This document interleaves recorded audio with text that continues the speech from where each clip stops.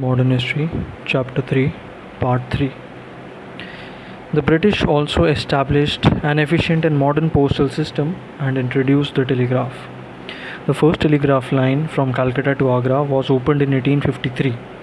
Lord Dalhousie introduced postage stamps. Previously, cash payment had to be made when a letter was posted. He also cut down postal rates and charged a uniform rate of half an anna for a letter all over the land. Before his reforms, the postage on the letter depended on the distance it was to travel. In some cases, the postage on a letter was the equivalent of as much as 4 days' wages of a skilled Indian worker. The land revenue policy. The company needed Indian revenues to pay for its purchase of Indian handicrafts and other goods for export, to meet the cost of conquest of the whole of India and the consolidation of British rule, to pay for the employment of thousands of Englishmen in superior administrative and military positions at salaries that were fabulous by contemporary standards, and to meet the cost of economic and administrative charges needed to enable colonialism to fully penetrate Indian villages and the far-flung areas. This meant a steep rise in the burden of taxation on the Indian peasant. In fact, nearly all the major changes in the administration and judicial system till 1813 were geared to the collection of land revenues. The main burden of providing money for trade and profits for the company and the cost of administration and the wars of British expansion in India had to be borne by the Indian peasant or ryot. In fact, the British could not have conquered such a vast country of India if they had not taxed him heavily.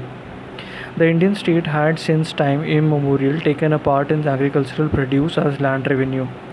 It had done so either directly through its servants or indirectly through intermediaries such as zamindars, revenue farmers, etc., who collected the land revenue from the cultivator and kept a part of it as their commission. These intermediaries were primarily collectors of land revenue, although they did sometimes their own some land in the area from which they collected revenue. The permanent settlement. We have seen that in 1765 the East India Company acquired the Diwani or control over the revenues of Bengal, Bihar and Odisha. Initially it made an attempt to continue the old system of revenue collection through its increased amount to be collected from rupees 14 crore 2 lakh 90,000 in 1722 and rupees 18 crores 1 lakh 80,000 in 1764 to rupees 23 crores and 400,000 in 1771. In 1773 it decided to manage the land revenues directly. Warren Hastings auctioned the right to collect revenue to the highest bidders, but his experiment did not succeed. Though the amount of land revenue was pushed high by zamindars and other speculators bidding against each other, the actual collection varied from year to year and seldom came up to official expectations. This introduced instability in the company's revenues at the time when the company was hard pressed for money. Moreover, neither the ryot nor the zamindar would do anything to improve cultivation when they did not know what the next year's assessment would be or who would be next year's revenue collector. It was this stage that the idea first emerged in fixing land revenue at a permanent amount. Finally, after a prolonged discussion and debate, the permanent settlement was introduced in Bengal and Bihar in 1793 by Lord Cornwallis. It had two special features. Firstly, the zamindars and revenue collectors were converted into so many landlords. They were not only to act as agents of government in collection of land revenue from the ryot, but also to become the owners of the entire land in their zamindaris. Their right of ownership was made hereditary and transferable. On the other hand, the cultivators were reduced to low status of mere tenants and were deprived of long-standing rights to the soil and their customary rights. The use of pasture and forest lands, irrigation canals, fisheries and homestead plots and protection against the enhancement of rent were some of their rights which were sacrificed. In fact, the tenantry of Bengal and Bihar were left entirely at the mercy of zamindars. This was done so that the zamindars might be able to pay in their time the exorbitant land revenue demand of the company. Secondly, the zamindars were to give 10 out of 11th of the rental they derived from the peasantry to the state, keeping only the 1/11th of themselves. For the sums to be paid by them as land revenue were fixed in perpetuity. If the rental of the zamindar's estate increased owing to the extension of cultivation and improvement in agriculture, or his capacity to extract more from the tenants, or for any other reason, he would keep the entire amount of the increase. The state would not make any further demand upon him. At the same time, the zamindar had to pay his revenue rigidly on the due date even if the crop had failed. For some reason otherwise, his lands was to be sold. The initial fixation of revenue was made arbitrarily and without any consultation with the zamindars.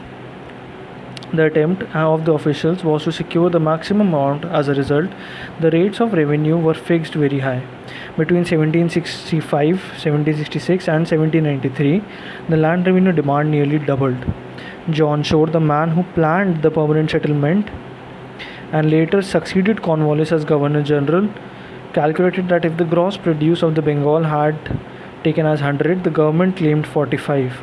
Zamindars and other intermediaries below them received 15, and only 40 remained with the actual cultivator. One result of this high and impossible land revenue demand was that nearly half of the zamindari lands were put up for sale between 1794 and 1807.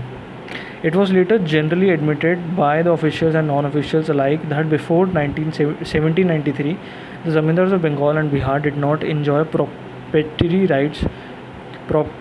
rights over the most of the land. The question then arises, why did the British recognize them as such?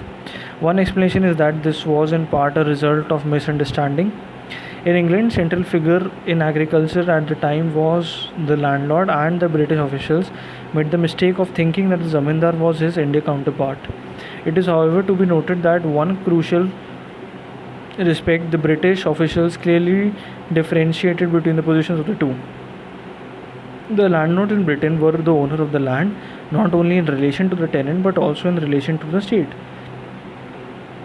But in Bengal, when the zamindar was the landlord over the tenant, he was himself subordinated by the state.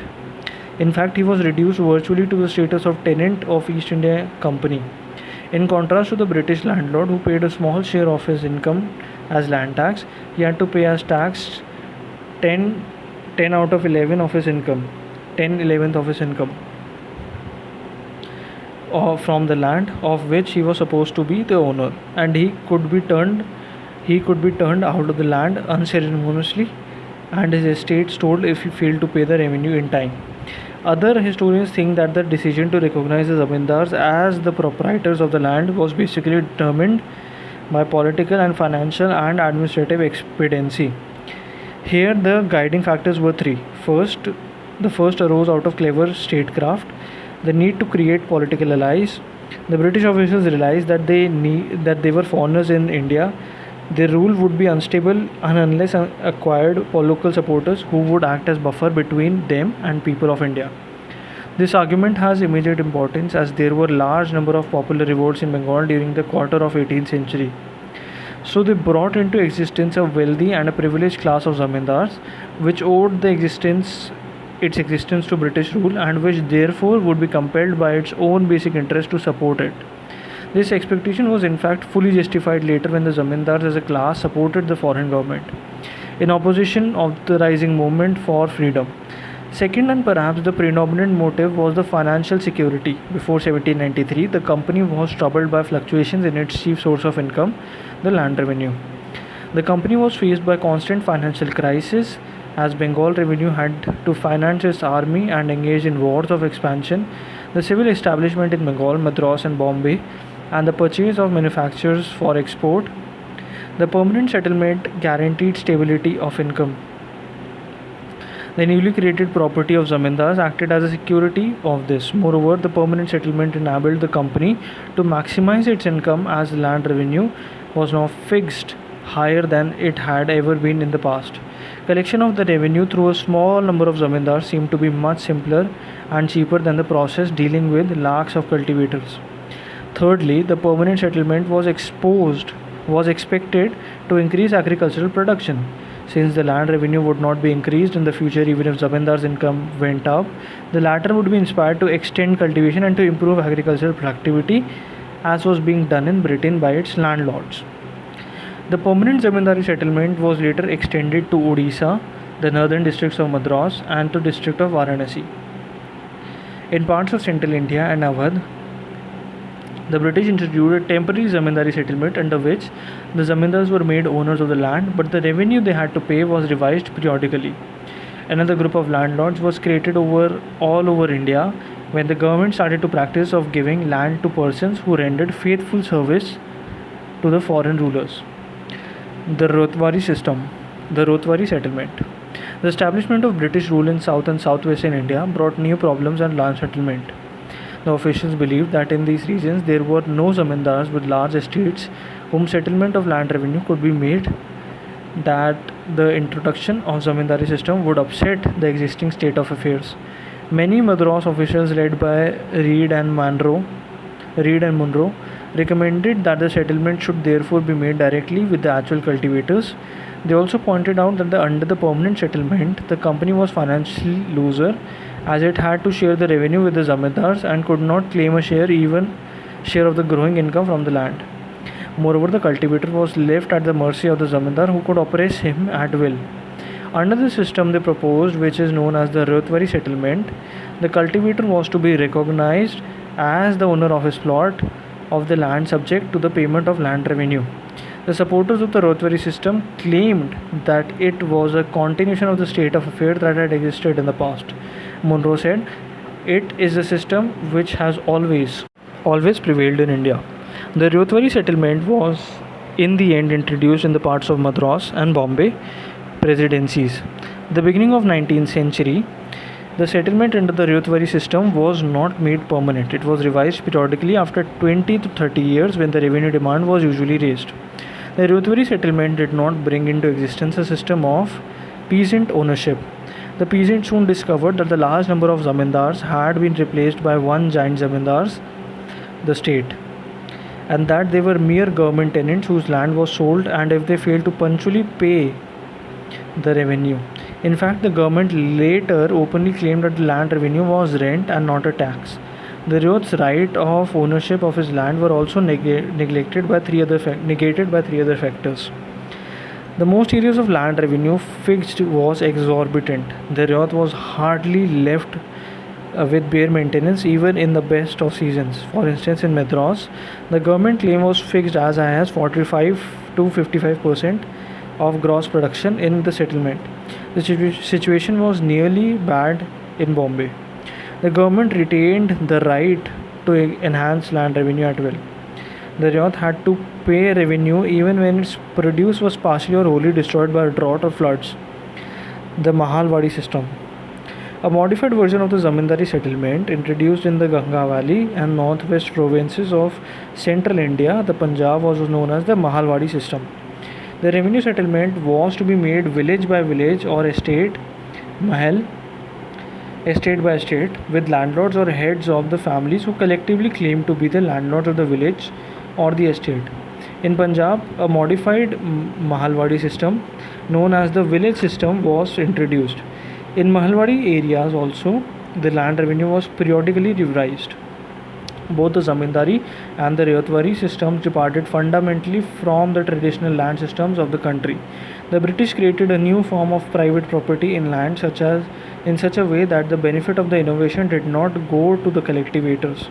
All over the country, land was now more saleable, mortgageable, and alienable. This was done primarily to protect the government's revenue.